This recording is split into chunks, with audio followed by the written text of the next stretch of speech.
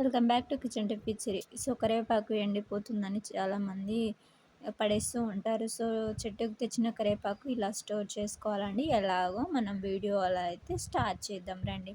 అయితే ఒక కరివేపాకు తెచ్చుకుంటారు కదా, కరివేపాకు అనేది చుక్కలు లేకుండా మొత్తం ఎండిపోకుండా అన్ని పక్కకు తీసుకొని పెట్టుకోవాలన్నమాట. పక్కకి ఇలా ఒక్కొక్కటి అన్నీ వేరుగా గిల్లి పెట్టుకొని అన్ని మంచి మంచిటివి అన్నీ పక్కకు పెట్టేసుకున్న తర్వాత ఒక మంచి నీళ్ళు తీసుకోవాలి.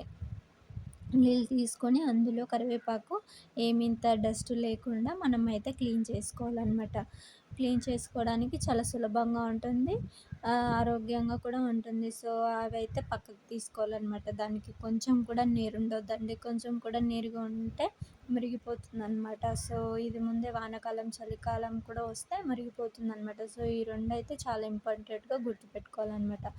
ఇదైతే మొత్తం నీళ్ళు ఆరిన తర్వాత ఇలా అయితే ఫ్రిడ్జ్లో స్టోర్ చేసుకోవాలన్నమాట మనం.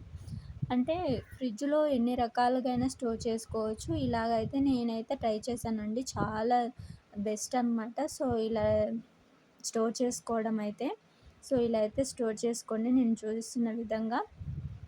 సో దానిలో అయితే ఎంతనైనా పెట్టొచ్చు అనమాట, మన ఇష్టము.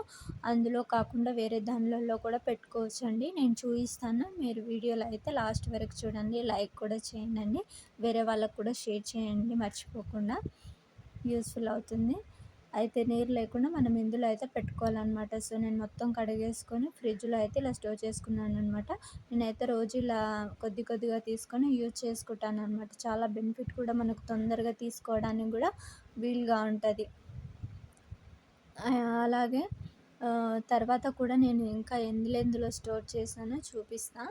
ఇంకొకటి, మనకు ప్లాస్టిక్ డబ్బాలు మనం ఆర్డర్ చేసుకున్న డబ్బాలు ఉంటాయి కదా, సో ఆ డబ్బాలలో కూడా దీన్నైతే స్టోర్ చేసుకోవచ్చండి. చాలా ఈజీగా స్టోర్ చేసుకోవచ్చు. కడుక్కున్న తర్వాత నేనైతే మిగిలిపోయి ఉన్నది కాబట్టి నేను వేరే దానిలలో కూడా స్టోర్ చేసుకుంటున్నాను. అలాంటి డబ్బాలలో ఆర్డర్ చేసుకొని మీషోలో దొరుకుతుందండి.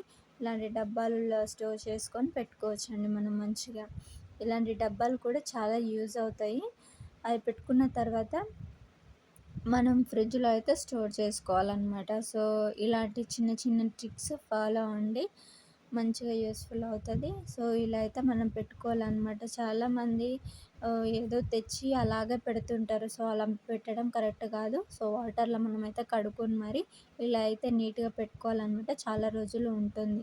ఇలా డబ్బాలో స్టోర్ చేసుకున్న తర్వాత దానికైతే మూత పెట్టేయాలన్నమాట. మూత పెట్టేసిన తర్వాత దీన్నైతే మనం స్టోర్ చేసుకోవచ్చు, యూస్ చేసుకోవచ్చు. ఇంకొకటి, డబ్బాలు లేదు మాకు అని అనుకునే వాళ్ళకు ఇదొక కూడా బెనిఫిట్ అండి. ప్లాస్టిక్ కవర్ ఉంటుంది కదా, సో ప్లాస్టిక్ కవర్లో పెట్టకూడదు, మేము గిన్నెలో పెట్టుకుంటామంటే గిన్నెలో కూడా పెట్టుకోవచ్చు. ప్లాస్టిక్ కవర్లో పెట్టుకొని స్టోర్ చేసుకోవచ్చండి. ప్లాస్టిక్లో కూడా ఏ ప్రాబ్లం ఉండదు. కాకపోతే చాలామంది ప్లాస్టిక్ యూజ్ చేయొద్దు కదా అని అంటారు కదా. సో యూజ్ చేయడం చేయకపోవచ్చు, అది మీ ఇష్టము. చేసుకుంటే చేసుకోవచ్చు, లేకుంటే లేదు. సో నేనైతే ఇలా కవర్లో పెట్టి ప్యాక్ చేసి ఫ్రిడ్జ్లో అయితే స్టోర్ చేసుకుంటాను అనమాట. మీకు 3 విధాలుగా చేశాను. ఒకటి ఫ్రిడ్జ్లో, ఒకటి డబ్బాలో, ఒక కవర్లో అండి. ఇలా 3 స్టోర్ చేసుకుంటే మనకు అందుబాటులో ఎప్పుడు ఫ్రెష్గా ఉంటుంది. ఈ వీడియో నచ్చితే లైక్, షేర్ చేయండి. మరిన్ని వీడియోస్ కోసం నా కిచెన్ టిప్ ఫాలో అవ్వండి. సబ్స్క్రైబ్ చేసుకోవడం మర్చిపోవద్దండి. ఇంకా నా వీడియోస్ అయితే చాలా ఉన్నాయి, చూసేయండి. మరి వెళ్ళి చెక్ చేయండి నా ఛానల్ని. ఇలా అయితే ఫ్రిడ్జ్లో ఇలా స్టోర్ చేసుకోవాలండి.